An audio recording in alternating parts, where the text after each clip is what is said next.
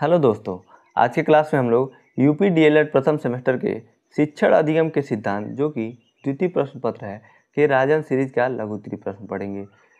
पिछले 10 क्लासों में हम लोगों ने बहुविकल्पी, अति लघुत्तरी और लघुत्तरी प्रश्न के कुछ क्लास को पढ़ा था।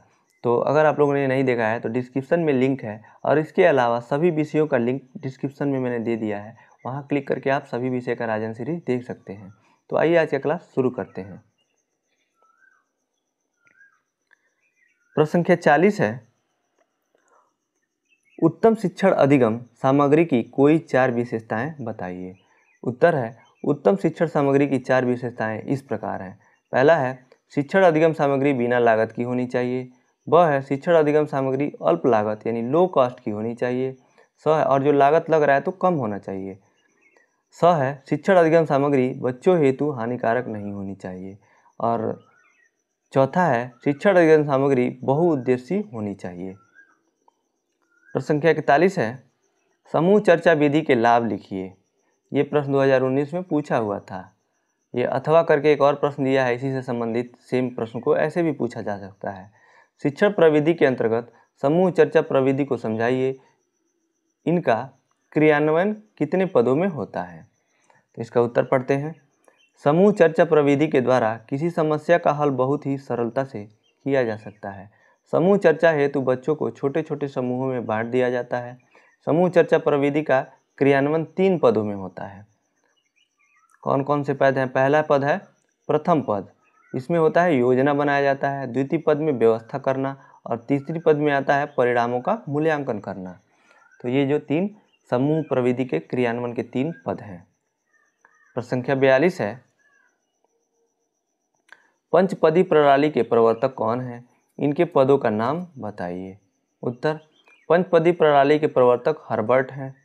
पंचपदी प्रणाली के 5 पद इस प्रकार है। पहला है योजना बनाना, दूसरा है प्रस्तुतिकरण, तीसरा होता है तुलना एवं समरूपता, चौथा सामान्यीकरण और लास्ट में आता है प्रयोग। ये पंचपदी प्रणाली के 5 प्रवर्तक, ये 5 जो है पद हैं, स्टेप्स हैं। आप लोग देख रहे होंगे यहाँ पे बहुत ज़्यादा एक्सप्लेन करने की ज़रूरत नहीं है, पढ़ने मात्र से ही स्पष्ट हो जा रहा है, इसलिए मैं सिर्फ पढ़ता जा रहा हूँ। जहाँ भी एक्सप्लेन करने की ज़रूरत पड़ेगी मैं खुद कर दूंगा, और मैं सबको एक्सप्लेन करने लग जाऊँ तो आपको बोरिंग लगने लगेगा और वीडियो भी बहुत लंबा हो जाएगा। प्रश्न संख्या 43 है, शिक्षक प्रविधि के अंतर्गत उदाहरण प्रविधि से आप क्या समझते हैं?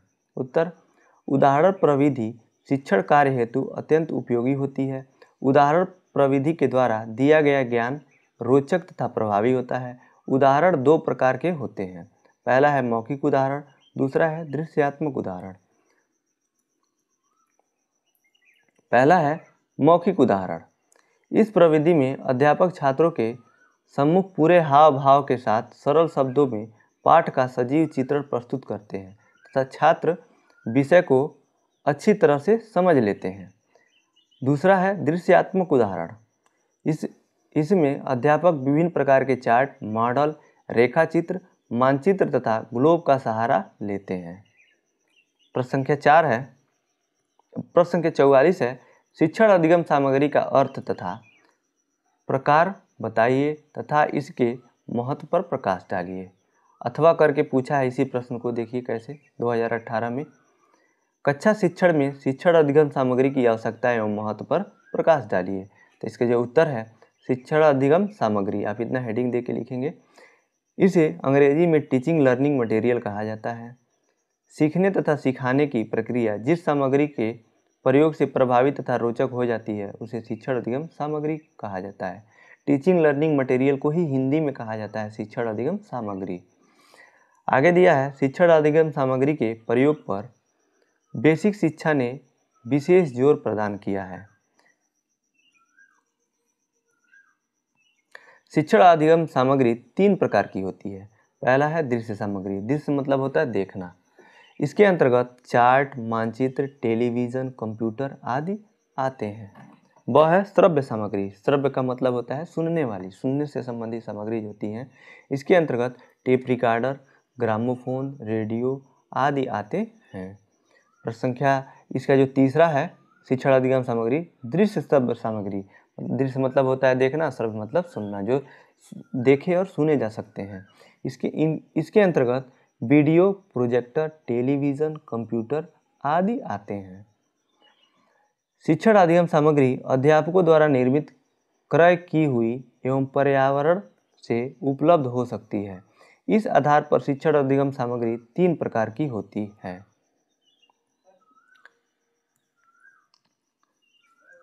इसी में दिया है पहला, क्रय की हुई सामग्री। इसके अंतर्गत डस्टर, ग्लोब, मानचित्र, चाक, श्यामपट्ट, पाठ्यपुस्तकें, विज्ञान किट, गणित किट आदि आते हैं। इनको हम पर्यावरण से डायरेक्ट ग्रहण नहीं कर सकते, इनको हम लोगों को खरीदना पड़ता है।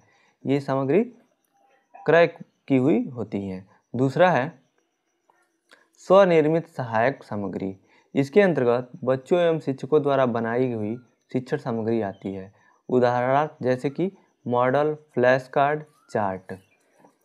तीसरा है प्राकृतिक या परिवेश से उपलब्ध शिक्षण सामग्री।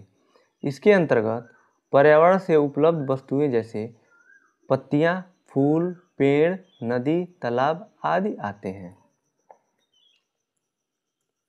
इसी में आगे है शिक्षण अधिगम सामग्री की आवश्यकता एवं महत्व। शिक्षण अधिगम सामग्री का महत्व निम्नलिखित है। पहला है शिक्षण अधिगम सामग्री के द्वारा कक्षा शिक्षण रोचक एवं प्रभावी होता है। दूसरा है शिक्षण अधिगम सामग्री के द्वारा दिया गया ज्ञान अस्थायी होता है। तीसरा है शिक्षण अधिगम सामग्री के प्रयोग से बच्चे तथा अध्यापक दोनों ही सक्रिय रहते हैं।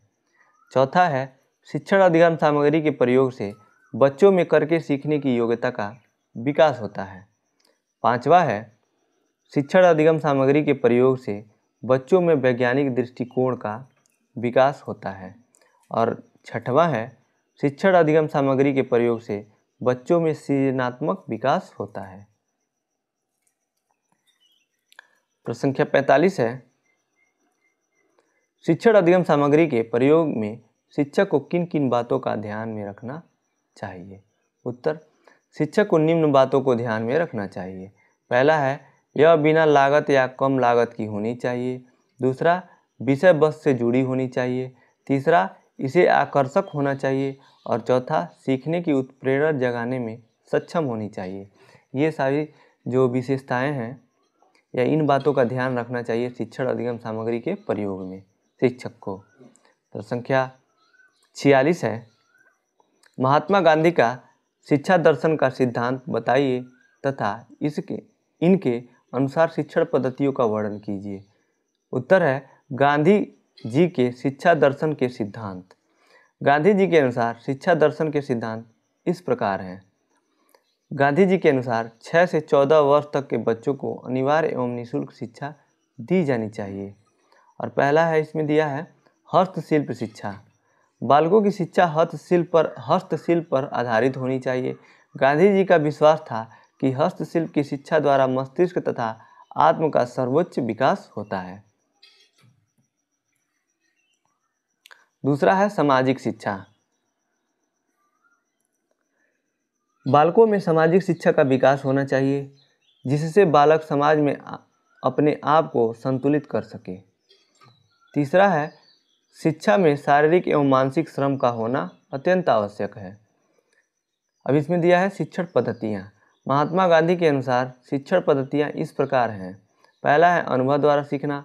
गांधी जी का मत था कि ज्ञान तभी ग्रहण किया जा सकता है जब बच्चे को सीखने और अनुभव करने का अवसर दिया जाए।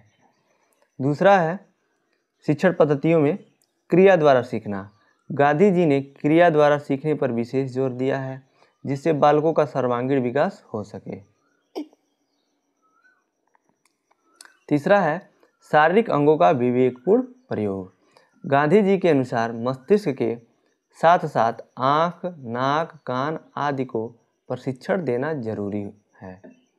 अगला प्रश्न है प्रश्न संख्या 47 शिक्षण का अर्थ तथा महत्व पर प्रकाश डालिए।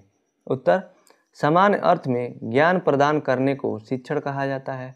शिक्षण को त्रिमुखी प्रक्रिया कहते हैं क्योंकि इसमें 3 बिंदु आते हैं। पहला है शिक्षक, दूसरा है शिक्षार्थी यानी विद्यार्थी और तीसरा है पाठ्यक्रम। इन तीनों में कोई एक एब्सेंट रहेगा तो शिक्षण कार्य नहीं हो सकता है। उसको प्रभावी तरीके से करने के लिए इन तीनों की आवश्यकता होती है।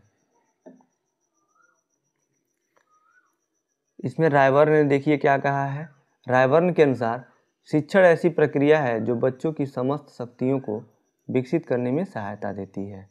बर्टन के अनुसार शिक्षण की परिभाषा क्या है?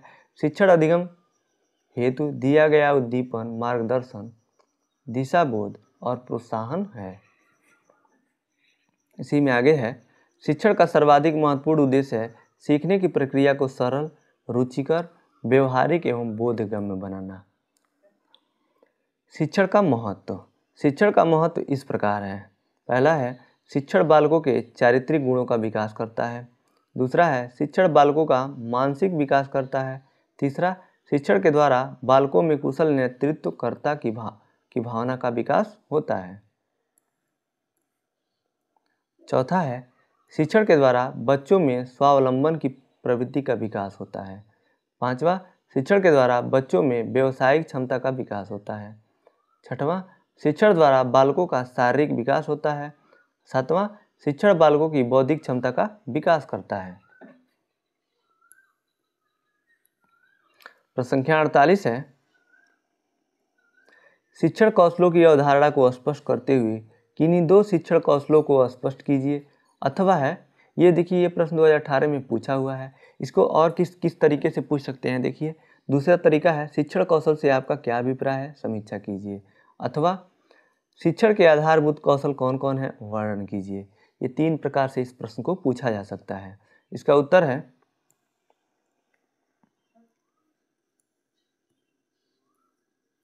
शिक्षण कौशल। पहले आप हेडिंग देंगे शिक्षण कौशल, उसमें है, शिक्षण कौशल वह आधार है जिससे शिक्षक शिक्षण कार्य प्रभावी एवं आसान ढंग से करता है। गेज के अनुसार शिक्षण कौशल एक विशेष अनुदेशन क्रिया है जिसका प्रयोग शिक्षक अपनी कक्षा में करता है। इसके आगे दिया है, शिक्षण के आधारभूत कौशल इस प्रकार हैं। पहला है, पाठ प्रस्तावना कौशल। शिक्षण का यह प्रथम पद है। प्रस्तावना का आशय बालक को नया पाठ ग्रहण करने हेतु तैयार करने से है। पाठ की प्रस्तावना प्रस्तुत करने की बहुत सी विधियां हैं। पहला है कहानी द्वारा, दूसरा है कविता से महत्वपूर्ण अंश को सुनाकर, तीसरा है प्रश्नों द्वारा और चौथा है प्रयोग तथा प्रदर्शन आदि से। तो जो प्रस्तावना में मुख्यतः जो होता है, बच्चे के पूर्व ज्ञान का पता लगाया जाता है प्रश्नोत्तर विधि से। जो सबसे उपयुक्त बुद्धि होती है, तीसरी जो दिया है प्रश्नों द्वारा, इसके बच्चों से आप छोटे छोटे प्रश्न पूछते हैं जिससे उनके मानसिक दशा का यानी मानसिक स्तर का पता लगता है कि बच्चा कितना जानता है और उसी आधार पर उसको शिक्षण कार्य किया जाता है। दूसरा है प्रश्न पूछने तथा उत्तर प्राप्त करने का कौशल। यह कौशल अत्यंत ही कलात्मक है। शिक्षक द्वारा प्रश्न पूछकर उसका उत्तर निकलवा लेना बहुत ही महत्वपूर्ण कला है।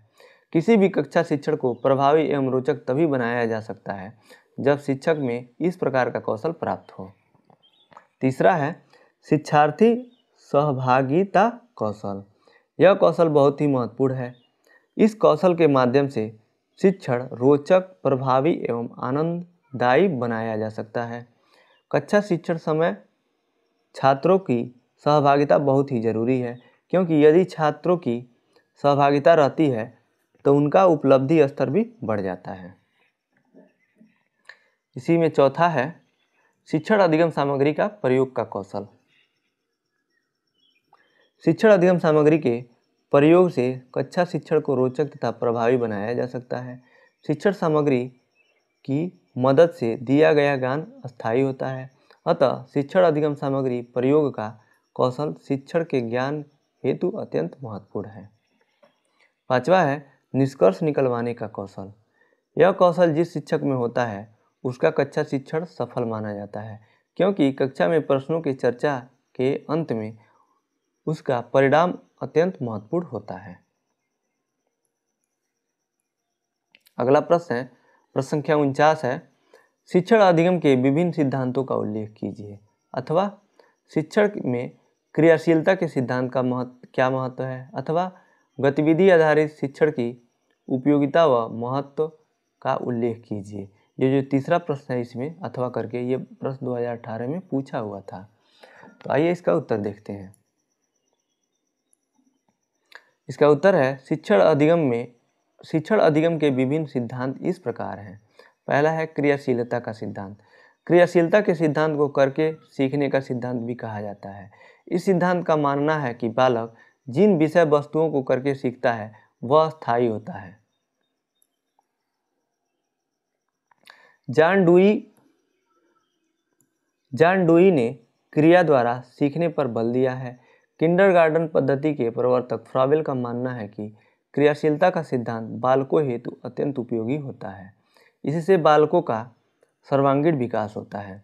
दूसरा है रुचि का सिद्धांत। हम जानते हैं कि रुचि तथा ध्यान में घनिष्ठ संबंध होता है। बालक की रुचि जिस विषय वस्तु में होती है वह उसे सरलता से समझ लेता है। बालक का ध्यान जिन विषय वस्तुओं पर केंद्रित होता है उनमें वह रुचि लेता है। तीसरा है प्रेरणा का सिद्धांत। प्रेरणा मतलब होता है मोटिवेशन। किसी विषय वस्तु में रुचि उत्पन्न करने हेतु प्रेरणा अत्यंत आवश्यक होती है। प्रेरणा के द्वारा बालकों में किसी भी विषय वस्तु के प्रति रुचि उत्पन्न की जा सकती है। भाटिया के अनुसार प्रेरणा बालक में रुचि उत्पन्न करती है और जब वह एक बार किसी विषय में रुचि लेने लगता है तो वह उसे ध्यानपूर्वक पढ़ता है या करता है। वह उसे ध्यान मग्न होकर कार्य करता है। इस प्रकार सीखने का कार्य सरल हो जाता है, चाहे वह आगे कठिन हो। चौथा है चयन का सिद्धांत। यह सिद्धांत शिक्षकों तथा छात्रों हेतु अत्यंत उपयोगी होता है। छात्रों को ज्ञान प्रदान करते समय तथ्यों का चयन करना बहुत जरूरी है। अनावश्यक तथ्यों तथा घटनाओं को छात्रों के सामने प्रस्तुत करने से पाठ बोझिल तथा नीरस हो जाता है। अतः शिक्षक का कर्तव्य है कि वह केवल उन तथ्यों को छात्रों के सामने प्रस्तुत करें जो परम आवश्यक एवं पाठ की मूल भावना से संबंधित है। अनुपयोगी तत्वों को प्रयोग में नहीं लाना चाहिए। पांचवा है विभाजन का सिद्धांत। इस सिद्धांत का मानना है कि शिक्षकों को चाहिए कि जिन पाठ्य वस्तुओं को बच्चों के समक्ष प्रस्तुत करना है उन्हें वह कुछ सोपानों तथा पदों में विभक्त कर ले। इसके पश्चात बच्चों के सामने प्रस्तुत करें। इसी के साथ आज का ये क्लास यहीं समाप्त होता है। इसके जो भी प्रश्न बचे हुए हैं हम लोग अगले क्लास से पढ़ेंगे। आज का वीडियो आपको कैसा लगा आप कमेंट बॉक्स में बताइएगा। अगर अच्छा लगा तो वीडियो को लाइक कीजिए, अपने दोस्तों के साथ शेयर कीजिए और चैनल पे नए हैं तो चैनल को सब्सक्राइब कीजिए। आज का वीडियो आपको देखने के लिए बहुत बहुत धन्यवाद दोस्तों।